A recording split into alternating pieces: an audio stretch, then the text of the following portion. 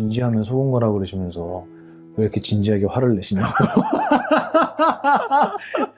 당신 막 기분 좋으실 때 농담으로 선생님 화내실 땐 진짜 진지해 보입니다 이렇게 얘기해요. 근데 거기서 뭐라 그러시냐면 진지하지 않아도 된다, 진지하면 속은 거야 라는 말을 할 때는 진지해진다고. 왜냐면 이건 정말 귀한 거니까, 이 가르침은. 스승이 진지할 때는 이렇게 표현하셨어요. 스승이 화를 내는 것은 화라는 능력을 사용하는 거잖아요. 큰 스님도 화나세요? 그럼 언제요? 너희들을 가르칠 때. 이건 뭐와 똑같냐면 아버지가 자식을 키우는데 딸이 아장아장 걸어요. 근데 조심해, 여기 자갈밭이니까 조심해. 그러는데 안 조심하고 까불다가 넘어져서 무릎이 다 까져서 피가 막 나요. 그럼 엄마가 어떻게 하는 줄 알아요? 쫓아가갖고 일으켜갖고 어떻게 하는 줄 알아요? 그렇지. 또 때려. 안 그래도 피나서 우는데 왜 때려요? 아파 죽겠는데. 근데 그 마음 아시잖아요. 이거는 미움인가요? 아니잖아요. 사랑이잖아요. 근데 화가 나는 거예요. 너무 아까우니까. 안 넘어질 수 있었는데, 이렇게 아파서 피나고 울지 않아도 되는데, 근데 그렇게 했어요. 그걸 바라보는 엄마는 속이 상한 거예요. 그걸 바라보는 스승은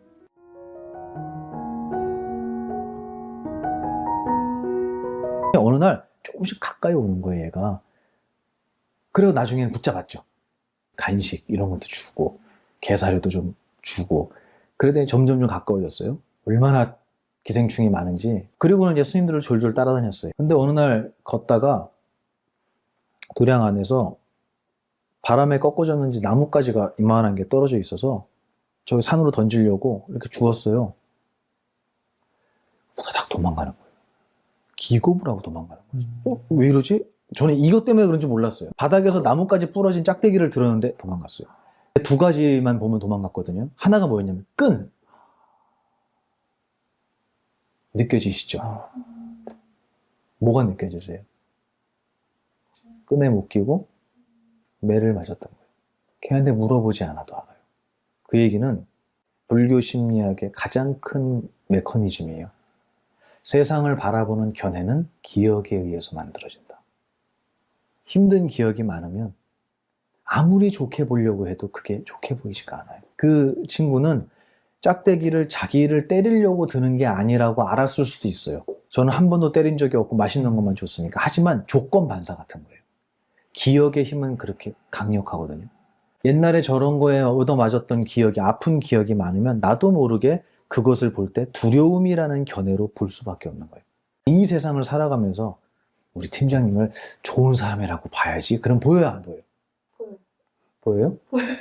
보입니다. 고맙습니다. 굉장히 두려워하면서 대답하는데, 그거는 좋은 기억이 많이 들어가면 나쁘게 뭐라고 얘기해도, 누군가가 험담을 해도 야, 그 사람 그런 사람 아니야 라고 얘기하는 거예요. 근데 나에게 힘든 기억을 많이 준 분이 팀장님이었다면 아무리 제가 팀장님 칭찬을 해도 우리 보살님한테는 그렇게 안 들릴 거예요. 아이고 몰라서 하는 소리네, 너도 당해봐라, 이런다. 맞죠? 그러면 우리의 견해는 기억의 지배를 받는 거예요. 그게 이 내용이에요. 내가 저 사람이 힘들고 이 회사가 힘들고 이 일이 버겁고 내가 힘들어하는 어떤 것들은 나의 견해잖아요. 난 저거 힘들다고 생각해. 나에겐 이게 힘들게 느껴져 라고 하는 거는 내 견해인데, 견해는 무엇 때문에 만들어진다 그랬죠? 그렇죠. 기억 때문에 만들어지는 거예요. 그러니까 이거는 내가 잘못되거나 회사가 잘못되거나 한 게 아니라 자연스러운 일이에요. 이거 자연스러운 일이에요. 요즘은 그 자제분들이 집안에 하나 아니면 둘이잖아요. 특히 이제 외동으로 크거나 막내로 큰 친구들은 요즘 부모님들의 교육법에는 그런 것들이 많이 없어졌어요. 애들을 훈계하거나 다그치는 게 잘못된 교육이라는 인식이 좀 있는 것 같아요. 물론 근거 없이 하면 잘못된 거지만 저는 그것도 교육의 하나의 방법이라고 생각해요. 이건 틀렸다라는 건 저는 없다고 봐요. 근데 그런 교육을 안 받아본 친구들이 군대에 와서 너무 힘들어하는 거예요. 내가 왜 저 사람 말을 들어야 되지? 그러면 그 친구에게 군대는 어떤 곳일까요? 지옥이죠. 부조리 투성이고요. 여기는 인간의 집단이라고 할 수 없는 이상한 곳인 거예요. 근데 정말 그럴까요? 저는 안 그랬어요. 저는 너무 좋았어요. 제 동생도 스님인데요. 해인사 출가하셨거든요. 17살에 출가했다가 나중에 군대를 갔어요. 군대 안 힘들었냐니까 캠핑 온 것 같았대요. 너무 좋았대요. 뭐가 제일 좋았냐니까 밥을 3끼 주더라고요. 그러는 거예요. 과연 그 스님한테 군대는 힘든 곳이었느냐? 놀이였대, 놀이. 너무 재밌었대요. 총도 쏘고 수류탄 던져갖고 너무 재밌었대요. 과연 객관적인 나쁜 곳, 객관적으로 정말 이것은 없어져야 하는 악이라고 하는 것이 과연 대한민국에 존재할 것이냐.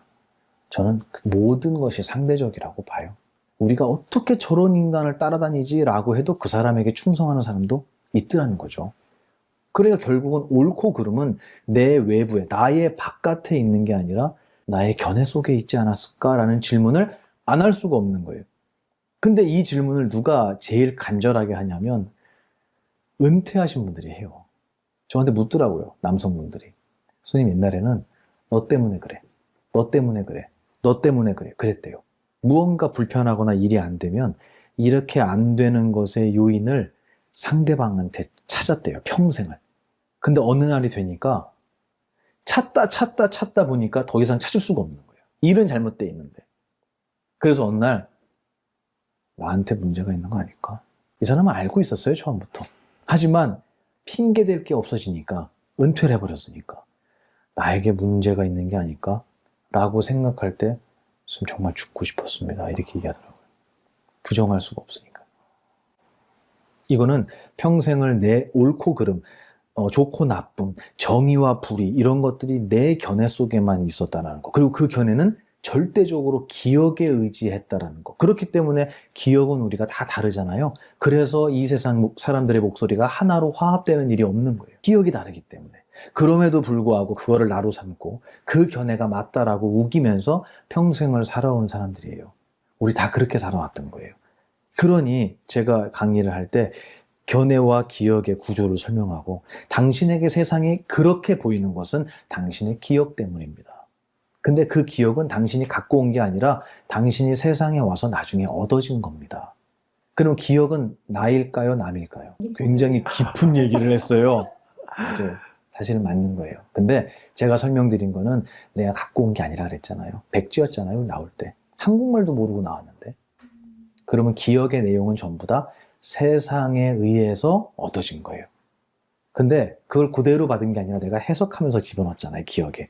그러니까 보살님 말이 맞기도 한 거예요. 어쨌든 내가 갖고 온 건 아니다. 그러므로 그거는 내가 될 수 없다고, 기억은. 그러므로 기억이 내가 아니기 때문에 기억에 의해서 만들어진 견해도 내가 될 수 없다. 두 가지를 먼저 우리가 이해하고 나야 저 사람이 왜 저렇게 말끝마다 욕을 하고 다른 사람을 미워하는 말만 하고 저 사람은 어떻게 모든 사람을 저렇게 따뜻하게 대하고 하는 이런 현상들이 이해가 되기 시작하는 거예요. 아, 저 사람 묻지 않아도, 우리 삽살개는 묻지 않아도 옛날에 아팠구나. 걔가 이해가 되는 거예요. 이거는 뭐냐면 세상 사람들이 알고 출발선에서 출발하기 전에 미리 알고 출발했어야 되는 내용들이잖아요. 근데 이거를 모르니까 야, 쟤는 왜 저런데? 하면서 구업을 짓는 거예요. 남 욕하는 업을 짓고 야, 걔 진짜 짜증나지 않냐? 라면서 사실 진짜 짜증나는 나쁜 기억은 자기 기억 속에 집어넣고 있잖아요. 남한테 욕을 하면 그 욕과 가장 가까운 귀는요, 내 귀예요. 여기 제일 먼저 들어와요. 온 우주에서 내가 제일 먼저 들어요. 내가 욕하면. 내 기억을 더럽히면서도 나는 남을 욕하고 있다고 착각하는 거예요. 너무 간단한 이치도 모르고 세상을 살아가니 발 디디는 데마다 진흙탕이고 잘하려고 노력했는데 아파지고 행복하려고 했는데 불행한 결과가 오고 이거 당연한 거 아니겠냐는. 그래서 이 세상을 바라보는 불편한, 힘든, 고통스러운 이런 씨앗들이 제가 감히 나의 견해 속에 들어있다라고 표현을 한 거예요. 물론 세상에 부조리가 왜 없겠어요? 바꿔나가야죠. 하지만 우리는 거기에만 손가락질을 해서는 안 되지 않겠느냐. 이미 우리가 행복할 수 있는 거리를 많이 갖고 있음에도 내 견해가 부족해서 내 견해의 수준이 낮아서 행복을 행복으로 볼 수 없다면 과연 그게 세상의 잘못이겠느냐라는 저는 질문을 던지는 거죠. 진지하면 속은 거다? 이 말이 되게 인상 깊었는데요. 그 진지함을 빼는 것을 스님께서 되게 강조하시는데 안 좋은 기억이 있어서 안 좋은 견해로 이렇게 막 힘드는 그런 사람, 그런 고통이 닥쳤을 때 이 진지함을 빼고 유쾌함을 더하는 기술, 이걸 어떻게 적용해야 그 네. 고통에서 좀 벗어날 수가 있을까요? 맞아요. 굉장히 중요한 질문인데 이거 돼요. 어떤 분은 그래요. 이게 되겠습니까? 하는 분이 있어요. 그분 말도 이해해요. 저 공감해요. 이 세상은 진지함으로 만들어진 세상이거든요. 근데 됩니다. 제가 왜 이렇게 확신을 하냐면 우리 스님들한테서 확인했어요. 절에 제가 불 났다고 얘기했잖아요. 네. 그죠? 네. 불이 났는데 창고 하나가 탔어요. 그래서 제가 다 끄고 나서 꽤 큰 불이었어요. 저희 큰 스님께 스님 죄송합니다. 그리고 제가 말씀을 드렸어요. 제가 관리를 잘 못했습니다. 그랬더니 불을 끌 때는 불이 났어요. 그럼 불을 끌 때 뭐가 필요하죠? 물, 또 흙 좋아요. 그렇죠. 또 사람, 좋아요. 좋아요. 또 뿌리는 거 있잖아요. 소화기. 소화기, 그렇죠. 맞죠? 제가 또 하고 여러 개 물어봐도 영원히 보살님한테 안 나올 대답이 하나 있어요. 근데 왜냐면 그건 불 끄는데 아무런 도움이 안 되거든요. 근데 불 나면요, 제일 먼저 그거부터 장착할걸요, 우리? 그게 뭔지 아세요? 진지함이. 내가 또 뭐가 필요해요? 또 뭐가 필요해요? 100개를 물어봐도 진지함은 안 나올걸요, 대답이? 근데 불났다고 생각해봐요. 제일 먼저 뭐가 장착이 돼요? 그거 봐. 그래서 저희 큰 스님께서 진지함은 저기 창고에 불 끄는데 아무 도움도 안 돼. 소화기 119에 신고하고 소화기 찾으면 돼. 너가 진지하다고 저게 더 잘 꺼지지 않아. 근데 진지하면 즐거워요, 힘들어요? 누가 나를 힘들게 하냐는 거예요. 저 불이? 그래서 진지하면 속은 거다. 사실을 사실대로 보지 못하고 세상을 있는 그대로 보지 못한 것은 진지함이라는 것이 내 눈을 가렸기 때문이다 라고 저희 스승님께서 말씀해 주신 거예요. 제가 얘기한 게 아니고요. 네, 저는 그 정도 지혜는 없고 저도 그걸 듣고 내가 얼마나 진지하게 세상을 바라봤나를 참 많이 돌아봤거든요. 근데 저는 그냥 그걸로만 살아왔던 것 같아요. 뭐든지 잘해야 되고 완벽해야 되고 그런데 특히 회사는 너무 간단하잖아요. 여기 왜 있는 거죠? 이 회사가? 뭘 위해서? 어차피 버는데 이왕이면 세상에 아름다운 일을 하면서 벌면 좋잖아요. 그게 전 출판사라고 생각해요. 그래서 아름다운 일은 두 번째예요. 돈이 첫 번째예요. 돈이 안 벌리는데 이 일을 어떻게 하겠어요? 그게 저는 이 당연한 자본주의의 모습이라고 봐요. 근데 여기서 진지함을 어떻게 빼냐고요? 할 수 있다는 거예요. 뭐냐면 이거를 벌어서 돈을 벌어서 뭐에다 쓸 거냐에 대한 게 되게 중요해요. 내가 이 회사를 다니면서 나는 왜 다니는가 이 회사를. 난 이 회사를 다녀서 과연 어떠한 행복을 얻기 위함이냐. 이게 분명하다면 저는 모든 건 수단이 된다고 생각해요. 내가 불을 끄려고 하는 소화기를 찾는 것은 불을 끄기 위함이잖아요. 불을 끄는데 진지함이 필요할까? 필요 없네? 라는 이해가 있으면 자기도 모르게 그게 돼요. 그래서 저희 스님들은 회의할 때, 저희 회의를 정말 많이 하는데 회의를 할 때 제 그 동생 스님이 그래요. 회의를 1시간, 2시간을 하는데 나중에 이래요. 그래서 왜요? 그러니까 다들 개그 칠 생각만 하지 진지하게 하는 사람이 아무도 없다는 거예요. 정말 그 얘기를 해요. 진짜요? 다들 장난칠 생각만 하고 말장난할 생각만 하지 아무도 진지하지가 않다는 거예요. 그래도 회의는 돼요. 돼요. 자주 하시는 거 아니에요? 자주 해요, 자주 해요. 그러니까 그게 회의하자 그러면 또 회의하가 아니라 그냥 차 마시면서 노는 거예요. 이게 어떻게 하면 될까요? 그게 이거보다 이게 낫지 않겠어요? 그러면서 거기서 말도 안 되는 장난을 쳐요. 그래도 회의는 진행되고, 그래도 결론은 나고, 그래도 돈은 벌 수 있어요. 할 수 있어요.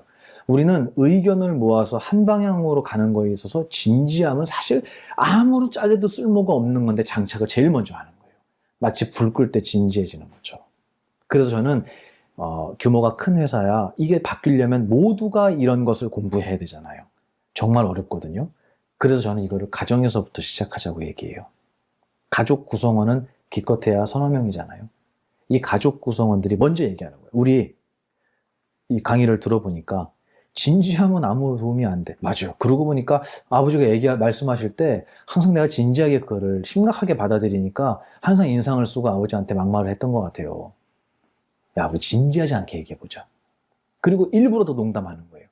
저는 이 문화가 이 세상에 퍼지는 것은 가능성이 정말 희박하다고 생각해요.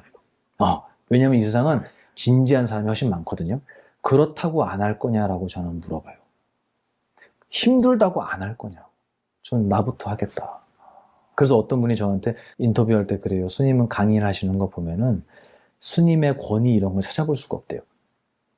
농담으로 그래요. 나한테서 권위를 빼면 지금하고 똑같다 그랬어. 권위가 0이기 때문에. 하나도 없어요. 0이에요, 0. 아, 진짜. 근데 이게 어떤 분들은 그렇게 보시는 거예요. 스님이 너무 가볍다. 그게 제가 바꾸고 싶은 부분이에요. 저 무겁게 하려면 얼마든지 할 수 있어요. 가벼워서 가벼운 게 아니라 가볍게 하기 위해서 가벼운 거예요. 무겁게 하려면 얼마든지 할 수 있어요. 다 갖고 있어요.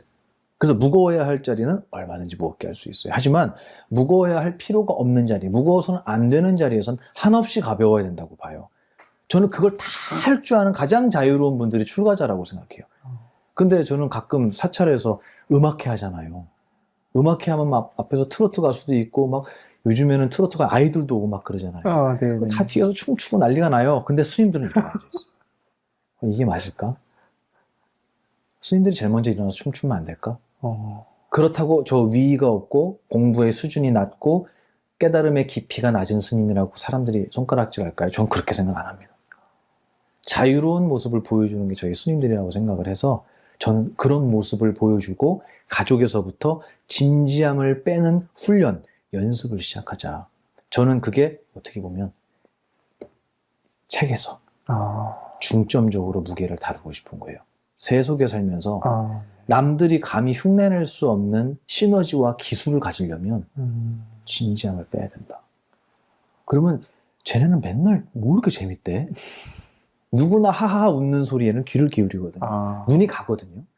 만약에 이 회사가 휴일날에 또 나오고 싶은 회사라면 여기 와서 맨날 즐겁게 얘기하고 떠들고 맛있는 거 먹고 웃으면서 회의를 할 수 있는 곳이라면 저는 이 출판사는 저는 무조건 흥하리라고 봐요. 저는 그게 부처님의 제자였던 승가의 모습이 아니었을까. 진지하고 엄숙함만 있지 않았을 거라고 저는 생각해요. 훨씬 재밌었을 거라고 믿어요. 그게 제가 말씀드리고 싶은 진지함을 빼는 거. 모두가 출가하지 않아도 할 수 있는 세속에서의 수행이다. 그런 말씀을 드립니다. 스님은 거의 진지하지 않으려고 하시는 것 같은데 그럼에도 가장 진지할 때가 어떨 때가 좀 진지하신가요? 제가 큰 스님께 여쭤봤어요. 큰 스님, 진지하면 속은 거라고 그러시면서 왜 이렇게 진지하게 화를 내시냐고. 당신 막 기분 좋으실 때 농담으로 스님 화내실 땐 진짜 진지해 보입니다. 이렇게 얘기해요. 근데 거기서 뭐라 그러시냐면 진지하지 않아도 된다. 진지하면 속은 거야 라는 말을 할 때는 진지해진다고. 왜냐면 이건 정말 귀한 거니까. 이 가르침은. 스승이 진지할 때는 이렇게 표현하셨어요. 스승이 화를 내는 것은 화라는 능력을 사용하는 거잖아요. 큰 스님도 화나세요? 그럼 언제요? 너희들을 가르칠 때. 이건 뭐와 똑같냐면 아버지가 자식을 키우는데 딸이 아장아장 걸어요. 근데 조심해, 여기 자갈밭이니까 조심해. 그러는데 안 조심하고 까불다가 넘어져서 무릎이 다 까져서 피가 막 나요. 그럼 엄마가 어떻게 하는 줄 알아요? 쫓아가갖고 일으켜갖고 어떻게 하는 줄 알아요? 그렇지. 또 때려. 안 그래도 피나서 우는데 왜 때려요? 아파 죽겠는데. 근데 그 마음 아시잖아요. 이거는 미움인가요? 아니잖아요. 사랑이잖아요. 근데 화가 나는 거예요. 너무 아까우니까. 안 넘어질 수 있었는데. 이렇게 아파서 피나고 울지 않아도 되는데. 근데 그렇게 했어요. 그걸 바라보는 엄마는 속에서 하는 거예요. 그걸 바라보는 스승은 눈물이 나는 거예요. 그래서 화를 내시는 거예요. 내가 그렇게 하지 말랬지. 이거는 전 사랑 같아요. 제가 얘기한 것처럼 진지함을 빼는 것을 알려줄 때 저는 진지해져요. 그래서 강의할 때 제가 아무리 웃으면서 이렇게 막 농담하고 장난치고 많이 하거든요. 그런데도 제 등은 땀으로 다 젖어요. 더워서가 아니에요. 그래서 이걸 그렇게 표현했어요. 법당에서 가끔 이제 법문할 때 지금 앞에 뭐 200명이 있다. 이 법당을 가득 채운 200분 중에 지금 우리의 스승이신 부처님을 등지고 서 있는 놈은 한 놈밖에 없다고. 저잖아요. 모두가 그분의 말씀을 듣겠다고 바라보고 있는데 나는 감히 그분을 등지고 떠드는 거예요. 그럼 지금 제가 누구 입을 대신하는 거겠어요? 스승님의 입을 대신하잖아요. 이때 땀을 안 흘리면 정상일까요? 그게 제일 저는 진지해지는 순간이에요. 그래서 이거를 어떻게 하면 좀 더 효율적으로 오해 없이 사람들이 즐겁지만 유쾌하지만 가볍지는 않게 받아들일 수 있을까를 저는 고민을 안 할 수가 없죠. 그럴 때는 좀 진지해지는 것 같은데 저를 괴롭힐 정도로 진지하지는 않으니까요. 근데 가장 진지할 때가 언제냐 그러면 그때 같아요. 부처님도 그렇죠. 그럴 때 가장 진지하시지 않으셨을까? 예. 그러셨어요. 화도 내셨을까요? 그럼요. 부처님께서 네. 꾸중하고 혼내시는 것도 나와요. 네. 근데 우리 같지는 않았겠죠. 그렇죠. 막 집어 던지고 뭐 이런 거 있잖아요. 그 던질 때도 가격 생각하면서 던진다면서 싼 돌주로. 맞아요. 아니, 그거를 저희 큰 스님 그러셨어요. 허공이 산들바람만 부냐고. 폭풍도 허공이야 그러시는 거예요. 그러니까 필요할 때는 뭐든지 써야 되잖아요. 그래서 제가 세속에서 이 가르침은 세속에서도 반드시 배워야 된다. 스님들보다 그거를 써먹어야 할 일이 더 많거든요. 그래서 모두가 배우고 출발하자. 그거를 제가 불교심리학 책에서는 이렇게 표현했어요. 수영을 안 배우고 물에 들어가면 어떻게 되겠어요? 근데 수영을 배우고 물에 들어가면 물놀이지. 사는 정도가 아니라 놀이가 되는 거예요. 단순히 배웠냐 안 배웠냐, 아냐 모르냐에 따라서 놀이가 되기도 하고 죽음이 되기도 하는 거잖아요. 저는 이것도 마찬가지라고 생각해요. 우리의 삶도 정말 눈 밝은 스승님들이 세상에 많아서 이제 사회로 나아가는 청소년들에게 야, 이 세상에 있는 거는 가질 수 있는 게 없어. 단순히 네 옆에 잠깐 스쳤다가 사라지는 것들이야.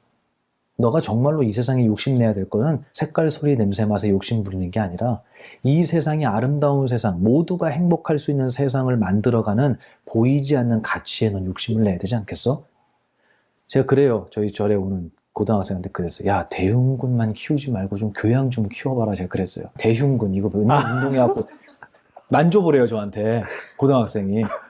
선생님 저 어저께 몇 개 뭐 200개를 했대나 뭐 몇 개를 했대나.